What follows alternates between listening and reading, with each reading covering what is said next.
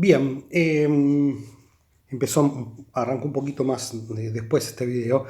Este problema es un poco extraño porque es el problema hermano, vamos a decirle, del problema de omitir variables relevantes, que es el problema de incluir variables irrelevantes.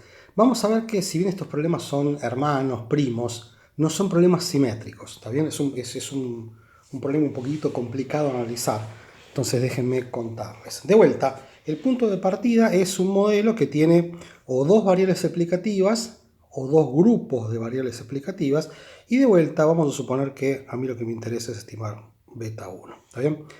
La pregunta es lo siguiente. Consideren la siguiente situación hipotética. Supongamos que por alguna razón empírica, teórica, lo que sea, nosotros sabemos que la variable x2 es irrelevante. O sea que beta 2 es igual a 0.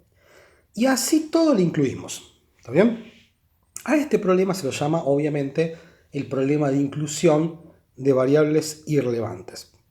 ¿Está bien? Y piensen entonces que en este caso, beta sombrero, que es el estimador que surge de regresar y en x1 y x2, lo vamos a llamar el estimador que incluye variables irrelevantes, o sea, que incluye las variables x2. ¿Está bien?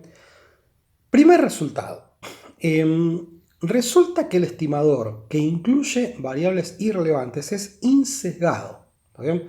Y mucha gente tiene muchos problemas en pensar qué es lo que está pasando acá. Acuérdense la siguiente cosa. ¿Por qué? ¿Está bien? Intenten, acá me gustaría decirles que paren el video y piensen por qué, pero es un poco difícil, entonces déjenme que los ayude, ¿no? Resulta que bajo los supuestos clásicos, en particular en referencia al término de error, ¿está bien? Resulta que el estimador de mínimos cuadrados ordinarios es insesgado, o sea, la esperanza de beta sombrero es igual a beta. La pregunta que les hago es, ¿cuánto tiene que valer beta para que el estimador sea insesgado? Paren el video y piénsenlo. ¿Está bien? Bueno, se lo respondo. Resulta que la esperanza de beta sombrero, si decimos que el estimador es insesgado, estamos diciendo que la esperanza del estimador beta sombrero es igual a beta para todo beta, no importa cuál es el valor verdadero. ¿Está bien? Cuando el estimador es insesgado, la esperanza del estimador le pega al valor verdadero, no importa cuál sea. ¿Está bien?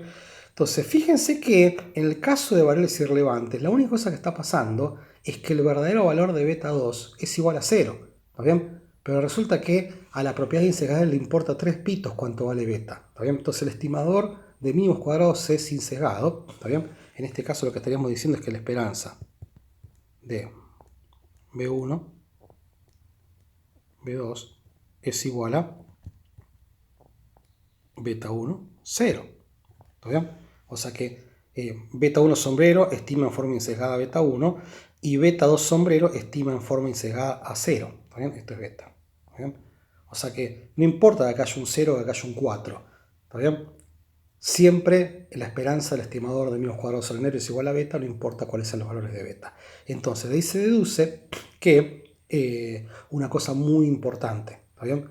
Que a diferencia del problema de omitir variables relevantes, la inclusión de variables irrelevantes no sesga al estimador de mínimos cuadrados ordinarios. ¿Está bien? Eso es muy importante. ¿Está bien? Pero resulta que beta sombrero, léase el estimador que incluye variables irrelevantes, es un estimador ineficiente. Y me encantaría que lo piensen ustedes, que paren el video y piensen formal o intuitivamente. Bueno, acá está la respuesta, ¿no? ¿Por qué el estimador es ineficiente? Fíjense la siguiente cosa. Por el teorema de Gauss-Markov, ¿está bien? El estimador lineal insesgado de varianza mínima es el que se basa en el verdadero modelo. O sea, cuando beta 2 es igual a 0, el verdadero modelo es y igual a x1, beta 1, más u. ¿Está bien? O sea, este es el verdadero modelo en el caso en donde yo ya sé que beta 2 es igual a 0. Entonces, por el teorema de Gauss-Markov, el mejor estimador lineal insesgado de beta 1 tiene que ser justamente el estimador que omite x2, o sea que el que regresa nada más que y en x1. ¿Está bien? O sea, ese tiene que ser el estimador eficiente, el mejor estimador lineal insesgado. como beta sombrero, que incluye a x1 y x2, es lineal insesgado, entonces no puede tener una varianza más chica que el estimador que regresa a y nada más que en x1. Entonces eso hace que el estimador que incluye variables irrelevantes sea ineficiente. Entonces, importantísimo, la inclusión de variables irrelevantes no induce sesgos, pero induce ineficiencia. ¿Por qué? Porque en ese caso yo tengo derecho a omitir la variable irrelevante para provocar una ganancia en eficiencia a través del teorema de Gauss-Markov. Entonces, guarda con la falta de simetría. La omisión de variables relevantes puede conducir a sesgos. La inclusión de variables irrelevantes no conduce a sesgos, solo trae problemas de eficiencia. ¿Está bien? Entonces los problemas no son simétricos. O sea, ¿qué quiero decir con esto? Fíjense que tanto la omisión de variables relevantes como la inclusión de variables irrelevantes conducen a problemas. Pero son problemas distintos y le dejo a ustedes para que piensen qué problemas se siguen de cometer un error, le hace meter variables de menos, y cuáles se siguen del otro error, que es incluir variables de más. ¿Está bien? Ojo. Uno puede preguntar, bueno, pero me estás diciendo que aumenta la varianza, pero yo no lo veo en la formulita de la varianza que vimos en el video anterior. Ojo que la inclusión de variables irrelevantes no aparece en la fórmula de factores que afecta a la varianza, porque la fórmula se refiere a un modelo fijo, un modelo dado, ¿está bien? Mientras acá estamos cambiando el modelo, ¿está bien? Fíjense que la ineficiencia de incluir variables irrelevantes es una consecuencia del teorema de Gauss-Markov para el modelo correcto. En síntesis, ya se los conté varias veces, pero no está mal repasarlo. La omisión de variables relevantes sesga el estimador de mínimos cuadrados ordinarios si las variables omitidas son relevantes, beta 2 distinto de 0, y correlacionadas con las incluidas, delta 2,1 distinto de 0. Mientras que incluir variables irrelevantes pasa la siguiente cosa. El estimador que incluye, que regresa a y en x1 y x2, es, acá me olvidé poner, insesgado, pero ineficiente. Entonces fíjense que uno puede conducir un sesgo, no necesariamente, pero puede, y el otro nunca conduce un sesgo, ¿está bien? Y que el problema con estimar modelos que incluyen variables irrelevantes tiene que ver fundamentalmente con la ineficiencia, ¿está bien? Esto nos conduce a lo último que quiero discutir, que es una discusión importante, que es lo que pasa en la práctica, que es una discusión sobre modelos grandes y modelos chicos. Acuérdense, piensen en un modelo que tiene potencialmente dos variables o dos grupos de variables y que mi interés está en recuperar beta 1. Lo que pasa en la práctica es que yo no tengo la menor idea de si x es importante o no. ¿Está bien? O sea, yo no sé qué es lo que pasa con x. Entonces, si mi interés está en recuperar el efecto que tiene x1 sobre y, la pregunta que me voy a hacer es si yo tengo que incluir x2 o no. ¿Está bien? Entonces, vamos a hacer cuentas de economista. ¿Cuáles son los costos y los beneficios de incluir o no incluir la variable x2? Supongamos que beta 2 es igual a 0. ¿Está bien? Fíjense que de acuerdo a la discusión que tuvimos anteriormente, yo debería omitir x2. ¿Por qué?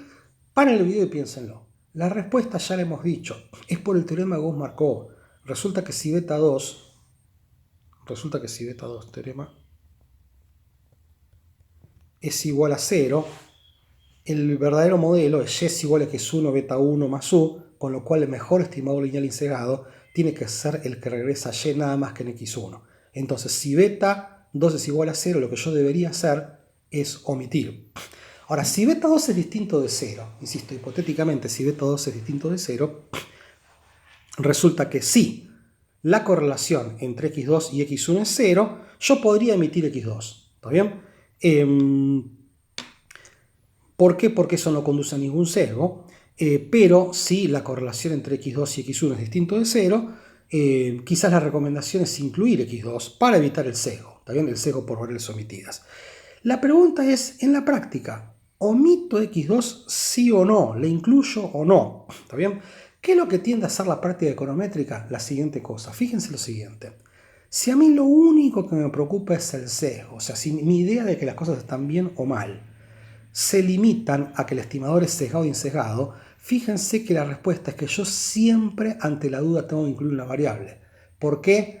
Porque omitir variables me puede conducir a un sesgo, pero incluirlas nunca. Entonces, si yo tuviese lo que se dice en preferencias lexicográficas sobre el sesgo, en donde lo único que me importa es el sesgo, entonces ante la duda incluir variables. ¿Cuál es el problema? ¿Cuál es el problema? Que si fuese cierto que beta 2 es igual a 0, por el teorema de Gauss-Markov, si yo incluyo variables al divino botón, estoy incurriendo en una pérdida de eficiencia. ¿Está bien? O sea, estoy haciendo que la varianza del estimador aumente. Entonces, a esta tensión se la llama trade-off sesgo-varianza. ¿Qué es lo que está pasando acá? Si yo incluyo variables, tiendo a reducir el sesgo, pero al costo de aumentar la varianza y viceversa. Entonces, ¿qué es lo que está diciendo esto? Es que los modelos chicos, léanse, que omiten más variables, tienden a ser más eficientes porque trabajan con menos variables, pero son más proclives a ser sesgados. Mientras que los modelos que son muy grandes tienden a evitar los sesgos porque no omiten variables, pero tienden a ser muy ineficientes. ¿Está bien? Entonces, lo que está diciendo esto es que la elección entre meter variables y no meter variables está sujeta a este trade-off. No hay una forma de resolverlo, si no, no sería un trade-off. ¿Está bien? Insisto. Entonces, siempre piensen que meter variables de más en el modelo resuelve un problema de sesgo, pero a costa de más varianza. ¿Está bien? Y los modelos más chicos tienden a ser más eficientes, pero quizás más proclives a ser sesgados. Termino recomendándoles un excelente relato de Jorge Luis Borges que se llama Del rigor en la ciencia. Me encantaría que lo lean. Es un párrafo muy cortito, pero que ilustra cuáles son los problemas de armar modelos que son demasiado chicos, modelos que son demasiado grandes. Se llama Del rigor en la ciencia, me encantaría que lo lean. Bueno, en el próximo video vamos a cerrar con un ejemplo.